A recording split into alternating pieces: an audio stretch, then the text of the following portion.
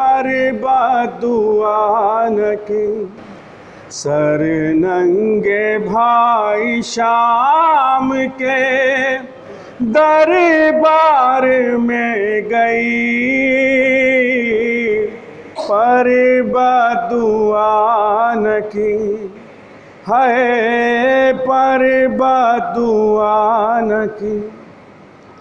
کیا کیا ستم نہ ڈھائے ہیں آل رسول پر،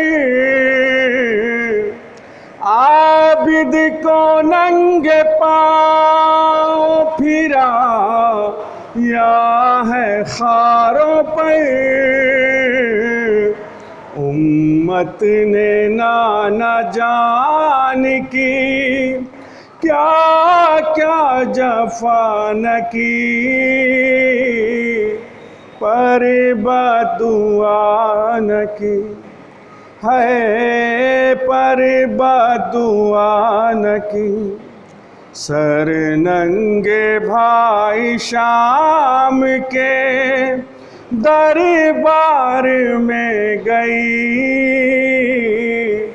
پر بددعا نہ کی، ہے پر بددعا نہ کی۔ دیکھے ہیں بھائی ہم نے عجب غم کے مرحلے، ایک رسما میں باندھے گئے 12 پھر گلے، سینے پہ سونے والی وہ پنجوں کے بل چلی، پر بددعا نہ کی، ہے پر بددعا نہ کی۔ زندہ کے گھپ اندھیرے میں وہ ایسے بند ہوئی، معصومہ دیکھو خاک کا پیوند ہو گئی، زندہ سے زندہ لوٹ کے واپس نہ جا سکی، پر بددعا نہ کی، ہے پر بددعا نہ کی۔ سر ننگے بھائی شام کے دربار میں گئی، پر بددعا نہ کی، ہے پر بددعا نہ کی۔ جس کے لیے کبھی تھا وہ محمل کا اہتمام، ہے آج اس بہن کے لیے اور انتظام، بلوے میں میرا نام پکارا کیے شقی،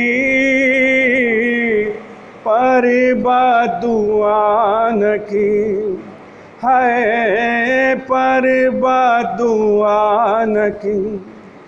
تم کو سناؤں بھائی جان کوفے کا ماجرا، دیکھا جو میں نے کوفے میں منظر بتاؤں کیا، مسلم کی لاش کوفے کے در پر لٹکتی تھی، پر بددعا نہ کی، ہے پر بددعا نہ کی۔ سر ننگے بھائی شام کے بازار میں گئی، پر بدعا نہ کی، ہر ایک محاذ پر یہاں مجھ کو تیرا خیال، ہر ظلم سہ کے چپ رہی، وعدے کا تھا سوال، خاموش رہ کے شکر خدا کرتی میں رہی، پر بدعا نہ کی، ہے پر بدعا نہ کی، سر ننگے بھائی شام کے دربار میں گئی، پر بدعا نہ کی، ہے پر بدعا نہ کی۔ محمد و آل محمد صلی اللہ علیہ وسلم۔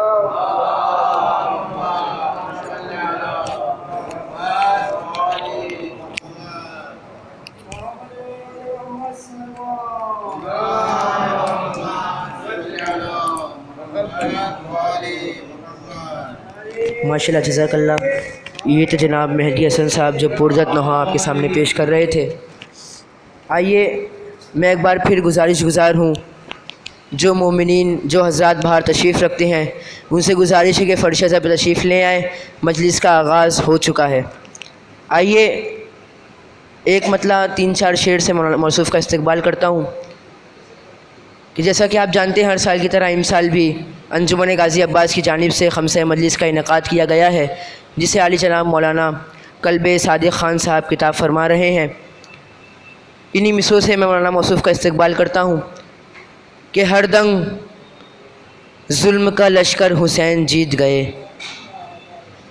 ہر دم ظلم کا لشکر حسین جیت گئے، گلے سے کٹ گیا خنجر حسین جیت گئے، ہر دم ظلم کا لشکر حسین جیت گئے، گلے سے کٹ گیا خنجر حسین جیت گئے، اور یزیدیت کو یہ احساس مار ہی ڈالے گا، گلا بھی اپنا کٹا کر حسین جیت گئے، یزیدیت کو یہ احساس مار ہی ڈالے گا، گلا بھی اپنا کٹا کر حسین جیت گئے، اور زندہ اب بھی جوانوں کا جوش و خروش زندہ ہے اب بھی جوانوں کا جوش و خروش زندہ ہے زندہ اب بھی 72 حسین جیت گئے، ہے زندہ اب بھی 72 حسین جیت گئے، اور یہ زخم آج بھی زہرا سے کہنے جاتے ہیں، یہ زخم آج بھی زہرا سے کہنے جاتے ہیں کہ اے حسین کی مادر حسین جیت گئے، کہ اے حسین کی مادر حسین جیت گئے۔ آئیے انہی مصروں کے سائے میں اور میں بانی انجمن کی اجازت لیتے ہوئے بڑے ادب و احترام کے ساتھ ذاکر اہل بیت،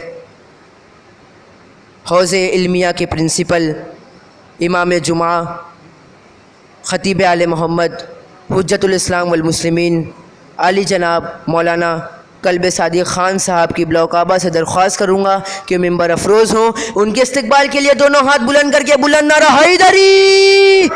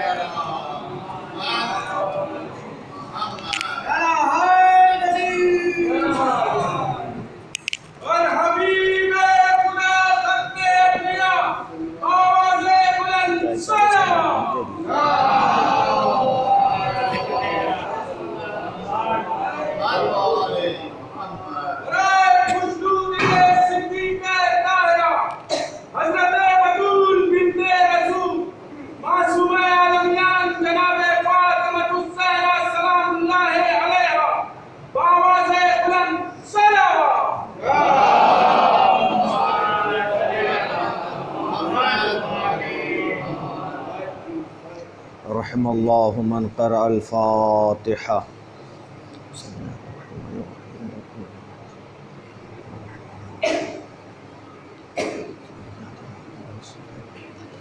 المستقيم صراط الذين أنعمت عليهم اللهم صل على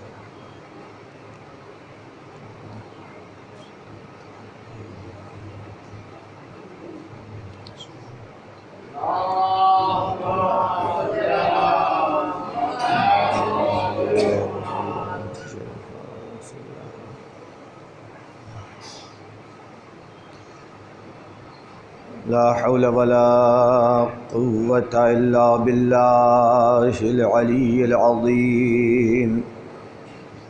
أعوذ بالله من الشيطان اللعين الرجيم. بسم الله الرحمن الرحيم. الحمد لله رب العالمين والعاقبة للمتقين والجنة للموحدين والنار للعاصين وللكافرين،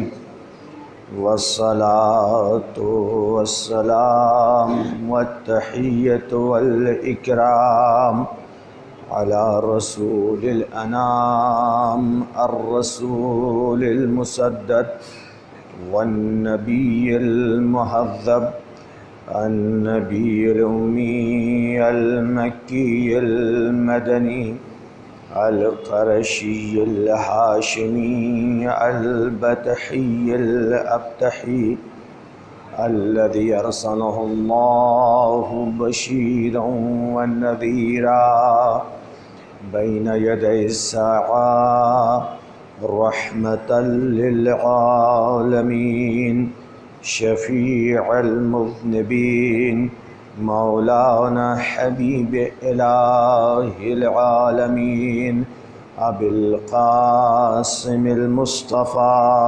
محمد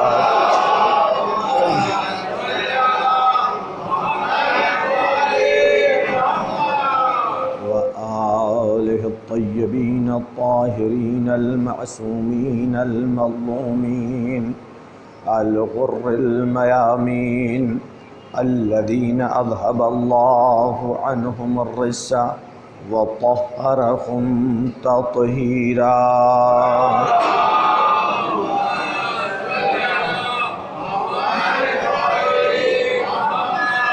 لا سيما الإمام المنتظر والحجة الثاني عشر صلوات الله وسلامه عليه.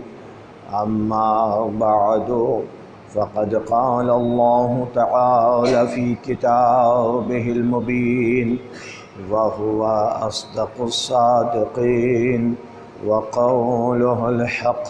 بسم الله الرحمن الرحيم.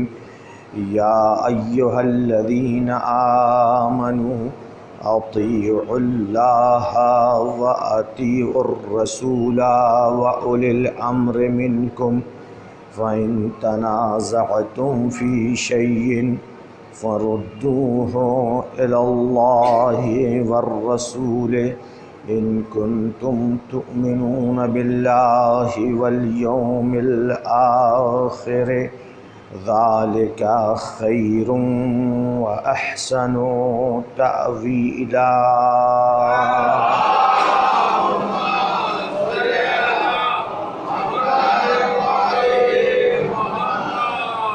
ایک مرتبہ سورہ فاتحہ اور 3 مرتبہ سورہ توحید کی تلاوت فرما کر مرحوم سید انعام حسین، مرحوم سید عبدالحمید، مرحومہ مریم بی بی، مرحومہ شبیہ زہرا، مرحوم سید حسین، مرحوم باقر علی ابن محمد علی، مرحوم سبطین عابدی، مرحومہ فردوس فاطمہ، مرحوم منتظر مہدی، مرحوم اظہر علی ابن باقر علی، ان تمام مومنین و مومنات کی روحوں کو ارسال کر دیں. بسم اللہ الرحمن الرحیم.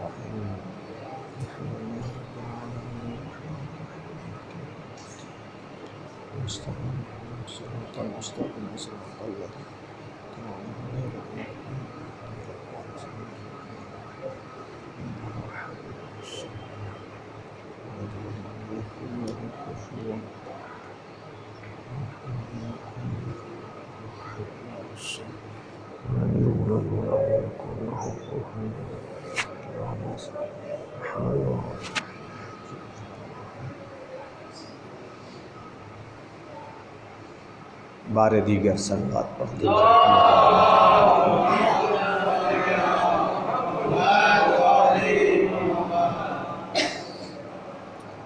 سورہ نساء کی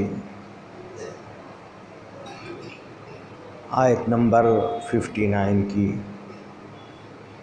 تلاوت کا شرف حاصل کر رہا ہوں، جس میں اللہ تعالیٰ نے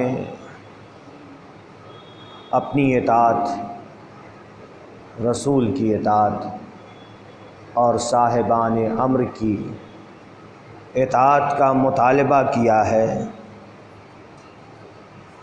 اور پھر بعد میں اللہ فرما رہا ہے کہ اگر کسی مسئلے میں تمہارے درمیان نزاع ہو جائے، اختلاف ہو جائے، تو اس اختلاف کو، اس نزاع کو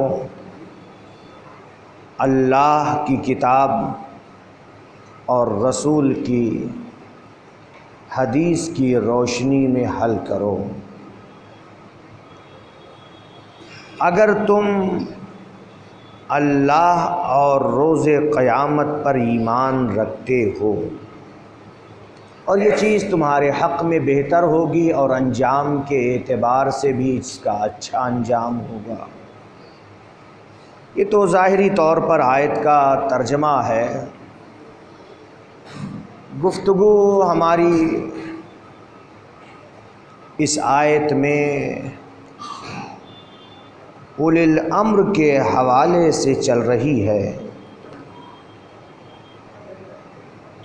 کہ اولی الامر کون ہے۔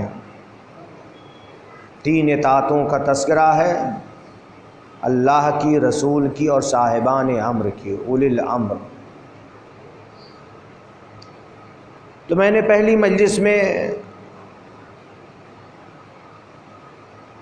نبی اکرم کی حدیث جو جابر ابن عبداللہ انصاری سے تھی، اس کے ذریعے ثابت کیا کہ اولی الامر سے مراد کوئی دوسرا نہیں ہے، یہی ائمہ طاہرین ہیں، جن کو ہم اپنا امام، اپنا پیشوا، اپنا رہبر، اپنا قائد مانتے ہیں۔ اس کے علاوہ کوئی دوسرا اولی الامر ہو ہی نہیں سکتا۔ کل کی مجلس میں ایک اشارہ میں نے دیا تھا، اشارہ کیا ثابت کیا تھا کہ اولی الامر کو معصوم ہونا چاہیے، اور اگر اولی الامر معصوم نہیں ہوگا تو تناقض لازم آئے گا، کیونکہ معصوم گناہ کا حکم نہیں دے سکتا ہے، غیر معصوم گناہ کا حکم دے سکتا ہے۔ لہذا اولی الامر صرف یہاں پر ائمہ طاہرین ہیں۔ یہ بات ثابت ہے، مسلم ہے، اور بہت ساری روایتیں اولی الامر کے سلسلے میں اپنے یہاں علماء نے کافی گفتگو کی ہے، اور نبی اکرم سے بھی بہت ساری حدیثیں ہیں، لیکن میں ادھر نہیں جانا چاہتا ہوں۔ جو میں نے خطبہ لیا ہے، امام حسین علیہ الصلاۃ والسلام نے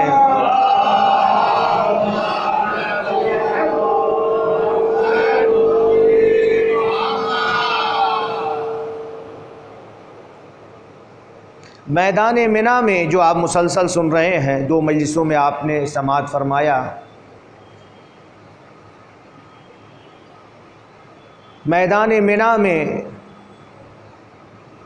200 صحابہ اور 800 تابعین کے درمیان میں ارشاد فرمایا،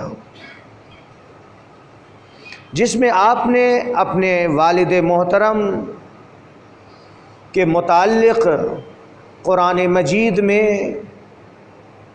جتنی آیات تھیں ان کی تلاوت کی، ان کی تفسیر کی، جو احادیث آپ کے والد کے متعلق، آپ کے بھائی، آپ کی مادر گرامی، خود آپ کے متعلق اور اہل بیت کی شان میں نبی اکرم سے تھیں، وہ سب بیان فرمایا۔ کہ جس سے یہ ثابت ہوا جو حدیثیں بیان فرمائی جو آپ نے کل سنا، وہ حدیثیں اس لیے بیان فرمائی کہ جس شخص کے اندر یہ باتیں، یہ فضیلتیں پائی جا رہی ہیں، وہی خلیفہ رسول بننے کا حق رکھتا ہے۔ اس کے علاوہ دوسرے کو خلیفہ رسول، جانشین رسول بننے کا حق نہیں ہے۔ امام حسین نے جو اتنا عظیم خطبہ دیا، اس سے یہی ثابت کرنا چاہ رہے ہیں، اور خود مولائے کائنات نے بھی بالکل اسی سے ملتا جلتا ہے خطبہ ارشاد فرمایا ہے۔ اور چونکہ یہ جو ہفتہ آنے والا ہے، نبی کی وفات 2 دنوں کے بعد، 28 صفر کو نبی کی وفات، آج 25 ہے نا، 26 27 2 دنوں کے بعد نبی کی وفات کے بعد جو حالات رونما ہوئے ہیں،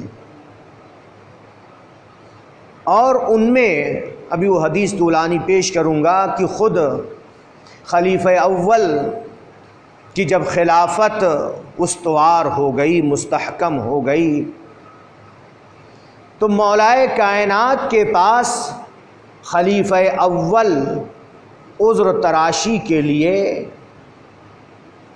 صفائی دینے کے لیے آئے تھے، اور اس میں مولائے کائنات نے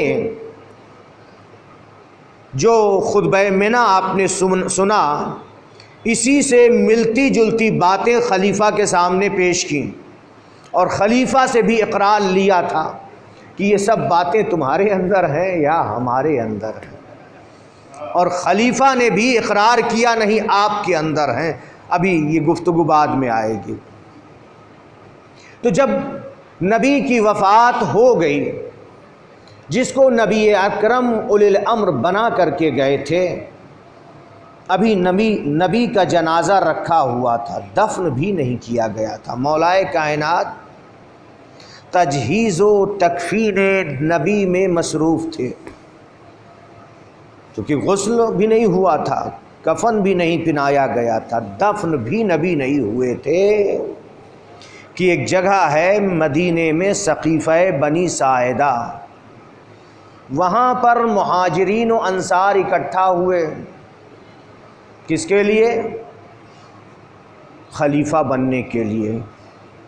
مہاجرین کا دعویٰ تھا کہ خلیفہ ہم میں سے ہو، انصار کی کوشش تھی کہ خلیفہ ہم میں سے ہو، لہٰذا ایک شخص جب وہاں سب اکٹھا ہوئے مدینے میں سقیفہ بنی ساعدہ میں، ایک شخص مولائے کائنات کی خدمت میں آیا اور آنے کے بعد کہا یا امیر المومنین جلدی کیجئے، وہاں پر مہاجرین و انصار سقیفہ بنی ساعدہ میں اکٹھا ہیں، جمع ہوئے ہیں، اور انتخاب خلیفہ کی بات کر رہے ہیں۔ مولائے کائنات نے فرمایا ابھی نبی کو دفن بھی نہیں کیا ہے، غسل بھی نہیں دیا، کفن بھی نہیں پہنایا گیا، دفن بھی نہیں کیا گیا، یہ کیسے مسلمان ہیں کہ ریاست اور جاہ و منصب کی فکر میں پڑ گئے ہیں؟ مولائے کائنات ابھی اس شخص سے یہ کہہ ہی رہے تھے کہ یہ کیسے مسلمان ہیں کہ نبی کا جنازہ ابھی دفن بھی نہیں ہوا ہے، لیکن منصب و مقام اور ریاست کی فکر میں پڑ گئے ہیں۔ ایک دوسرا شخص آ گیا، دوسرے شخص نے آ کر کے کہا کہ یا علی، خلافت کا معاملہ تو تمام ہو گیا۔ مولا نے پوچھا کیا تمام ہو گیا؟ کہا ابو بکر کو خلیفہ چن لیا، انتخاب خلیفہ کر لیا گیا۔ اور پھر اس کے بعد اس شخص نے کہا کہ مہاجرین و انصار میں کچھ نزاع ہوئی، اور پھر نزاع کے بعد ایسا ہوا۔ بہت گفتگو ہے، لیکن میں خلاصہ پیش کر رہا ہوں تاکہ معلوم ہو جائے کہ کس طرح سے خلافت تعین ہوئی ہے، خلیفہ کا انتخاب کس طرح سے ہوا ہے۔ لہٰذا اس شخص سے مولائے کائنات نے پوچھا انصار، چونکہ دونوں میں جھگڑا ہوا نا انصار و مہاجرین میں، انصار چاہ رہے تھے کہ ہم میں سے ہو، لیکن انصار کو شکست ہوئی، انصار میں سے خلیفہ نہیں ہو سکا، مہاجرین میں سے۔ بچوں کے لیے انصار وہ ہیں جو مدینے کے رہنے والے تھے، جنہوں نے نبی کو پناہ دی تھی، وہ انصار کہلائے، اور جو نبی کے ساتھ ہجرت کر کے گئے تھے وہ مہاجرین کہلائے۔ بچوں کے لیے ہے تاکہ واضح رہے بات کہ انصار کسے کہتے ہیں اور مہاجرین کس کو کہتے ہیں۔ مولا کائنات نے پوچھا اس شخص سے کہ انصار کی دلیل کیا تھی، انصار نے اپنی حقانیت پہ دلیل کیا پیش کی جو یہ چاہ رہے تھے کہ خلیفہ ان میں سے ہو۔ کہا انصار کا کہنا یہ تھا کہ نبوت قریش سے تھی، لہٰذا امامت ہم انصار سے ہونی چاہیے، کیونکہ ہم وہ ہیں کہ ہم نے رسول کو پناہ دی اور مہاجرین کی حمایت کی ہے، لہٰذا خلیفہ ہم میں سے ہونا چاہیے اس وجہ سے۔ تو مولا کائنات نے توجہ رہے کس طرح سے استدلال کیا ہے، انصار کو بھی جواب دے دیا، پھر ابھی مہاجرین کی جو بات آئے گی، مہاجرین کی دلیل آئے گی، اس کا بھی مولا نے جواب دیا ہے۔ انصار کو جواب اس طرح سے دیا کہ کیا انصار یہ بات بھول گئے کہ نبی اکرم نے اپنی زندگی میں کئی بار انصار کو مہاجرین کے سپرد کیا تھا، ایک مرتبہ نہیں، کئی بار انصار کو مہاجرین کے سپرد کیا تھا، اور مہاجرین سے یہ کہا تھا کہ اگر انصار کوئی خطا کریں، کوئی غلطی کریں تو انہیں نظر انداز کرنا۔ انصار کو مہاجرین کے سپرد کیا تھا، مہاجرین کو انصار کے سپرد نہیں کیا تھا۔ اس سے یہ پتہ چل رہا ہے کہ انصار کے اندر لیاقت و صلاحیت نہیں تھی، مہاجرین میں اس چیز کی صلاحیت تھی۔ اگر انصار میں صلاحیت ہوتی تو مہاجرین کو انصار کے سپرد کرتے۔ بات واضح، سپرد کرنا، کسی کو سپرد کر دیا جائے تو اس کا مطلب کیا ہے؟ جس کے سپرد کیا جا رہا اس کے اندر صلاحیت ہے، اور جس کو سپرد کیا جا رہا ہے، حوالے کیا جا رہا ہے، اس کے اندر صلاحیت نہیں ہے۔ یہ دلیل یعنی انصار کی حقانیت کی دلیل کو مولا کائنات نے یہ کہہ کے باطل کر دیا۔ پھر اس کے بعد اس شخص سے سوال کیا، پوچھا کہ مہاجرین کی کیا دلیل تھی، کس طرح سے انہوں نے خلیفہ بنا لیا، اپنے مہاجرین میں سے ایک کا انتخاب کر لیا۔ کہا ان کی دلیل یہ تھی، ان کا کہنا یہ تھا کہ ہم شجر رسالت سے ہیں، شجر رسول سے ہیں۔ شجرہ سے مراد یعنی خاندان، قبیلہ، ہم رسول کے قبیلے سے ہیں، جس شجر سے رسول تھے اسی شجر سے ہم بھی ہیں، اسی شجر کی ایک شاخ ہم بھی ہیں، یہ مہاجرین نے کہا۔ تو مولا کائنات نے فرمایا تو مہاجرین کو اپنی اس دلیل پہ باقی رہنا چاہیے، اور پھر اس کے بعد فرمایا کہ اگر وہ اس شجر سے ہیں تو اس شجر کا پھل میں ہوں۔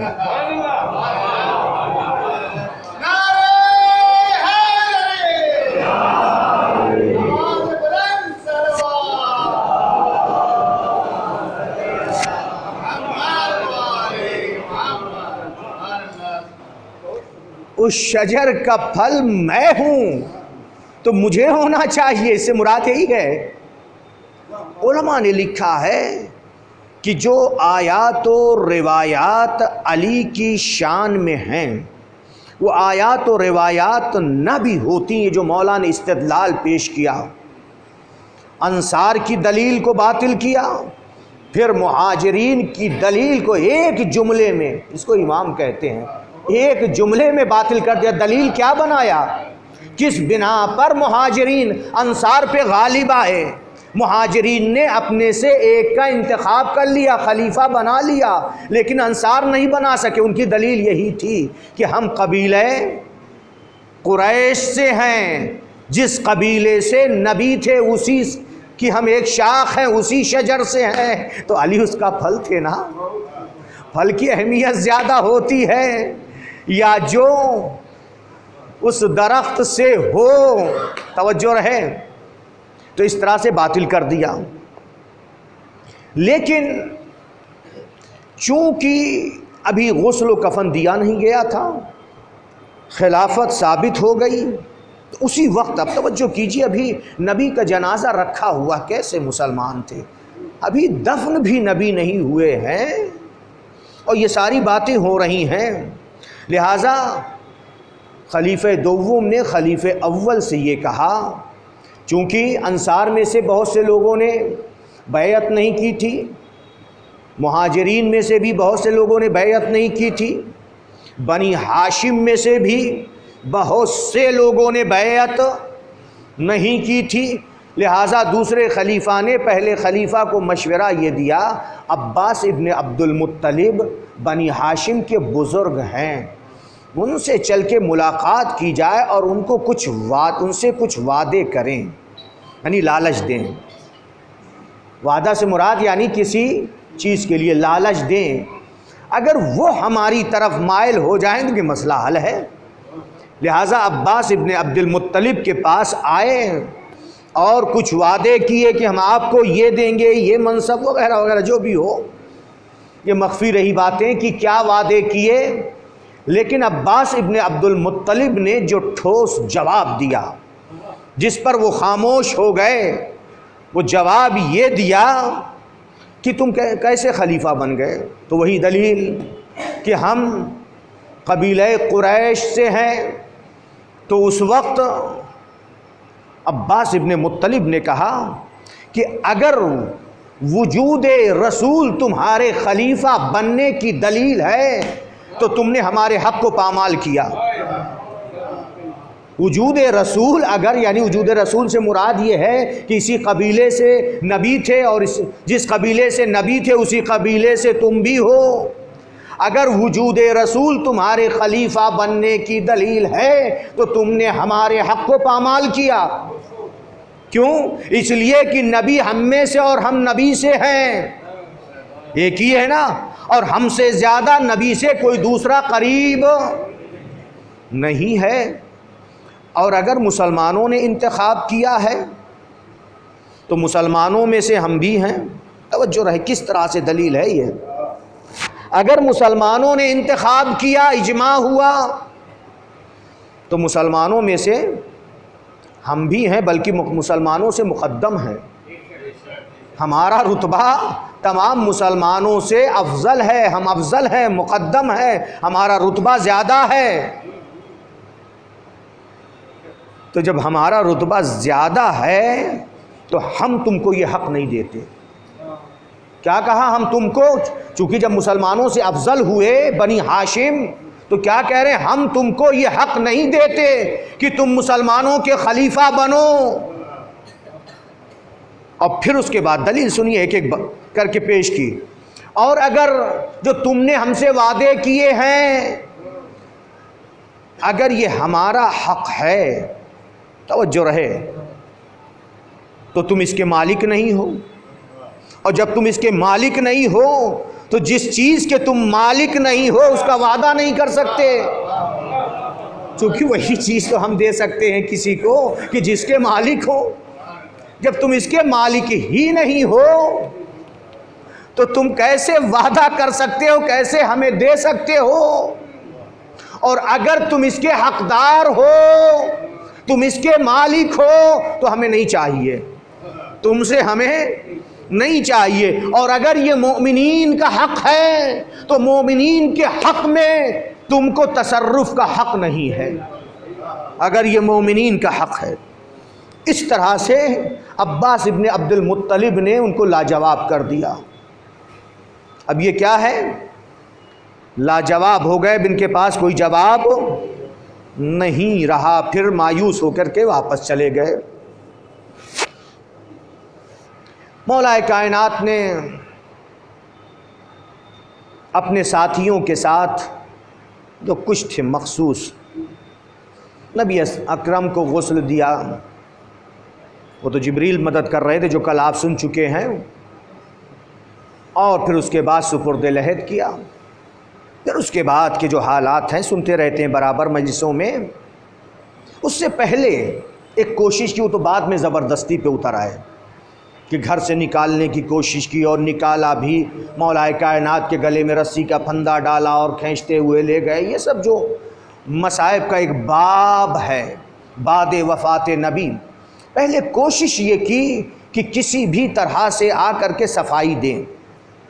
لہٰذا جب ان کی خلافت استوار ہو گئی، ایک روز تنہائی میں آ کر کے مولا کائنات سے ملاقات کی اور ملاقات میں صفائی دی. کہا یا ابو الحسن، مجھے خلافت کی کوئی لالچ نہیں تھی، کوئی طمع نہیں تھی، کوئی رغبت نہیں تھی، اس میں کوئی دلچسپی نہیں تھی. یہ سب جملے انہی کے ہیں. کوئی رغبت، کوئی دلچسپی، کوئی طمع، کوئی لالچ نہیں تھی جو یہ خلافت میرے ہاتھ میں آئی. مولا کائنات نے سوال کیا اگر تم کو کوئی لالچ نہیں تھی، طمع نہیں تھی، کوئی دلچسپی نہیں تھی تو کیا چیز سبب ہوئی؟ کیا چیز سبب ہوئی کہ تم اس مقام تک آ گئے؟ یعنی اشارہ اس بات کی طرف ہے کہ جس کے تم اہل نہیں تھے اس مقام تک کیسے آ گئے؟ کیا چیز سبب ہو گئی؟ کہا رسول کی حدیث سبب بنی. چونکہ رسول نے یہ فرمایا ہے میری امت خطا پر اجماع نہیں کرے گی، خطا پر اکٹھا نہیں ہوگی. گناہ پر میری امت اجماع نہیں کرے گی. اجماع امت ہوا جس کی وجہ سے میں نے قبول کر لیا. مولا کے استدلال سنیے کیا کہا. اجماع امت ہوا اور نبی نے فرمایا ہے لا تجتمع امتی علی الخطا، میری امت خطا پر اکٹھا نہیں ہو سکتی ہے. یعنی جس بات پر امت اکٹھا ہو جائے، اجماع امت ہو، وہ چیز حق ہوگی. مولا کائنات نے کہا کہ تم نے اجماع امت کو دلیل بنایا ہے. میرے سوال کا پہلے جواب دے دو، کیا اس امت میں سے میں نہیں ہوں؟ توجہ رہے. کیا اس امت میں سے میں نہیں ہوں؟ کہا نہیں، آپ اس امت میں سے ہیں. کیا سلمان اس امت میں سے نہیں ہے؟ کیا ابو ذر اس امت میں سے نہیں ہے؟ کیا مقداد اس امت میں سے نہیں ہے؟ کیا عمار یاسر اس امت میں سے نہیں ہے؟ کیا سعد ابن عبادہ اس امت میں سے نہیں ہے؟ کیا وہ مہاجر و انصار جنہوں نے بیعت نہیں کی، جو مخالف ہیں، کیا وہ اس امت میں سے نہیں ہیں؟ تو کیا کہا نہیں، سب کے سب اس امت میں سے ہیں. تو کہا جب یہ سب امت میں سے تو سب مخالف ہیں. یعنی مولا کائنات نے اجماع باطل کر دیا. اجماع تو یہی کہتے ہیں نا کہ سب اکٹھا ہو جائیں. مثال میں دیتا رہتا ہوں، مثال کو جتنے ہیں سب کے سب ایک زبان ہو کر کے کہیں کہ جو میرے لیے آپ کہیں کہ قلب صادق مجلس پڑھ رہے ہیں، سب کہیں تب اجماع ہے نا. لیکن اس میں سے 10-5 یہ کہیں کہ نہیں آپ لوگ پہچان رہے ہیں کوئی دوسرے ہیں، صرف سفید امامہ نہ دیکھیے، مولانا کمال صاحب ہیں جو بھی لے لیجئے، ہے کہ نہیں، میں سمجھانے کے لیے. تو اب اس میں کیا ہے کہ اجماع نہیں ہوا. اگر اختلاف ہو گیا تو اس کو اجماع نہیں کہیں گے. اجماع کا مطلب ہے سب متحد ہو جائیں، سب ایک ہو جائیں. مولا کائنات نے کہا کیا اس امت میں سے میں نہیں تھا؟ کیا اس امت میں سے سلمان، ابو ذر، عمار، مقداد وغیرہ وغیرہ اور دوسرے مہاجرین و انصار نہیں تھے جو مخالف تھے؟ کہا امت میں سے تھے. لیکن اب چونکہ صفائی دینے کے لیے، عذر تراشی کے لیے آئے تھے، کہا مجھے معلوم نہیں تھا کہ یہ سب مخالف ہیں. کیا آپ لوگ اس کو تسلیم کر سکتے ہیں کہ معلوم نہیں تھا؟ چونکہ وہیں پہ نزاع ہوا تھا، وہیں پہ جھگڑا ہوا تھا. سقیفہ بنی ساعدہ میں مہاجرین و انصار کے درمیان ایک دوسرے کو دھکا دیا تھا، کسی کی ناک توڑی تھی، کسی کی ناک سے خون گرا، کسی کو کچھ ہوا، کسی کو زمین پہ پٹکا گیا. ایسے ہی نہیں، وہیں پہ. تو یہ کیا کہا کہ مجھے معلوم نہیں تھا یہ تو بعد میں پتہ چلا، اگر معلوم ہوتا تو میں قبول نہ کرتا۔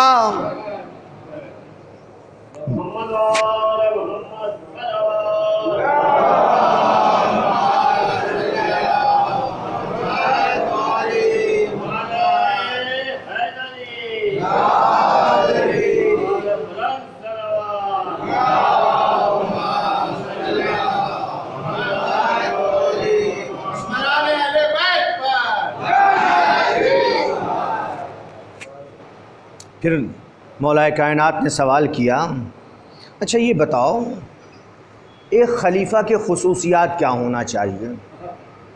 خلیفہ رسول، جانشین رسول، جو رسول کا قائم مقام بن رہا ہے، جو رسول کا نائب بن رہا ہے، جو رسول کی جگہ پر آ رہا ہے، اس کے صفات خصوصیات کیا ہونا چاہیے؟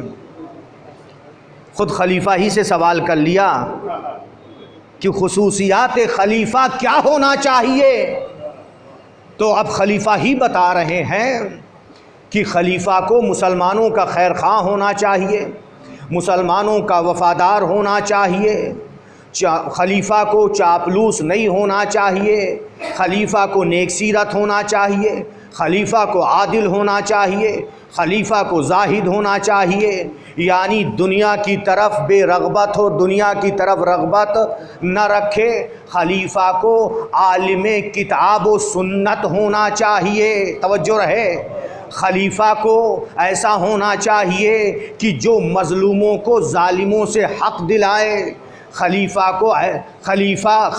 رسول وہ ہوگا جو اسلام لانے میں سب سے پہلے سابق ہوگا، توجہ رہے، رسول سے قرابت رکھتا ہوگا۔ تو مولا کائنات نے کہا اچھا یہ بتاؤ، تم کو میں خدا کی قسم دے رہا ہوں یہ سارے صفات تمہارے اندر ہیں یا میرے اندر ہیں؟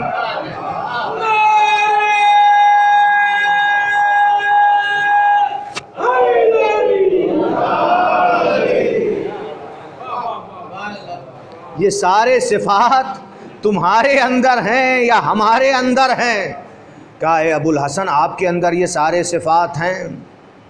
تو کہا پھر کیسے اس مقام تک آ گئے؟ پھر مولا کائنات نے، ساتھ دیجئے گا پوری ایک تفصیل ہے، ایک ایک کر کے پوچھنا شروع کیا۔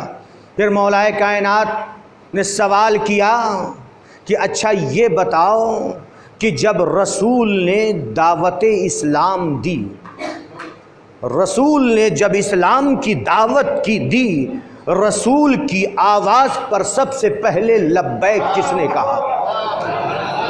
سب سے پہلے اسلام قبول کس نے کیا؟ اول السابقین کون ہے؟ سب سے پہلے اسلام قبول کرنے والا کون ہے؟ یہ ظاہری طور پہ، ورنہ تو مولا کائنات تو شروع ہی سے مسلمان تھے، یعنی ظاہری طور پر جب دعوت دی اس کے حساب سے یہ گفتگو ہے کہ سب سے پہلے اسلام کس نے قبول کیا۔ تو کیا کہا خلیفہ نے؟ اے ابو الحسن آپ نے سب سے پہلے اسلام قبول کیا ہے۔ پھر اس کے بعد سوال کیا اچھا یہ بتائیے سورہ برات کی تبلیغ کے لیے مشرکین مکہ کے درمیان رسول خدا نے تم کو بھیجا تھا یا مجھ کو بھیجا تھا؟ کہا آپ کو بھیجا تھا۔ پھر اس کے بعد مولا کائنات نے سوال کیا کہ جب کفار مکہ نے، مشرکین مکہ نے یہ ارادہ کر لیا تھا کہ آج کی شب رسول کو قتل کر دیں گے، تو اس وقت رسول نے اپنے بستر پر تمہیں لٹایا تھا یا مجھے لٹایا تھا؟ تمہیں سلایا تھا یا مجھے سلایا تھا؟ رسول کے لیے اس وقت سینہ سپر میں بنا تھا یا تم بنے تھے؟ کہا اے ابو الحسن آپ لیٹے تھے۔ پھر اس کے بعد سوال کیا کہ میدان غدیر میں مجھ کو تمہارا اور مسلمانوں کا مولا بنایا تھا یا تم کو میرا اور مسلمانوں کا مولا بنایا تھا؟ کیا جواب دیا؟ کہا اے ابو الحسن آپ کو میرا اور تمام مسلمانوں کا مولا بنایا تھا۔ آ کر کے مبارکباد بھی تو دی تھی ان لوگوں نے کہ بخن بخن لکا یا علی ابن ابی طالب اصبحت مولایا و مولا کل مؤمن و مؤمنہ، آپ کو مبارک ہو، مبارک ہو، آج آپ ہمارے اور تمام مومنین و مومنات کے مولا ہو گئے۔ مبارکباد بھی دی تھی اس کے بعد بھی۔ پھر اس کے بعد مولا کائنات نے سوال کیا کہ اللہ کی ولایت اور رسول کی ولایت کے ساتھ میری ولایت کا اعلان ہوا ہے؟ صلوات پڑھ دے بر محمد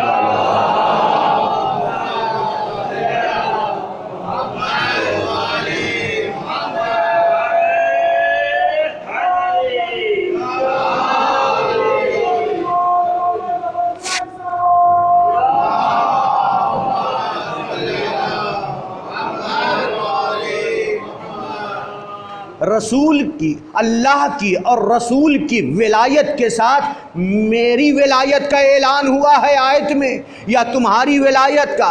انما ولیکم اللہ ورسولہ والذین آمنوا الذین یقیمون الصلاۃ ویؤتون الزکاۃ وہم راکعون۔ تمہارا ولی اللہ ہے، تمہارا ولی اس کا رسول ہے، اور وہ تمہارا ولی ہے کہ جس نے حالت رکوع میں زکوٰۃ دی ہے۔